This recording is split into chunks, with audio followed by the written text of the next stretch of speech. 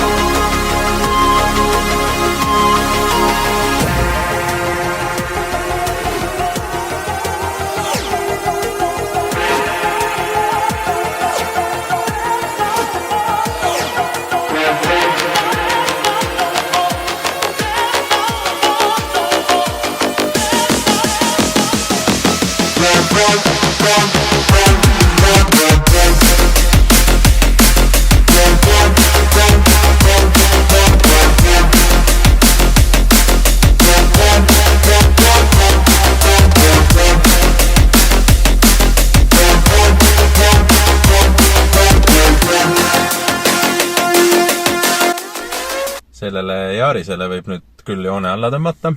Mina olen lõpptulemusega rahul. Auto on tehniliselt korras, näeb ilus välja, et kindlasti on kõik oluline tehtud.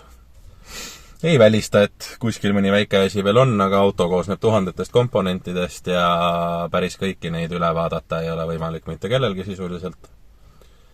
Kerel on mõned mõlgid, need on piltide pealt näha ka.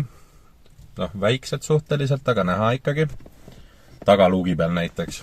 Siis on Kerel kriime loomulikult, et 300 eurosest autost uut autot ei saa kuidagi teha, aga tehnonõuetele vastav auto saab.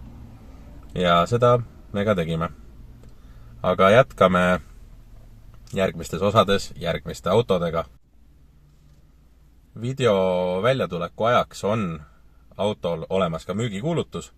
Müügikuulutuse link on all video descriptionis. Minge vaadake ja tutvuge sellega. Ja loomulikult ärge unustage panna like ja subscribe. Sellisel juhul järgmiste autode videosid näete te juba automaatselt.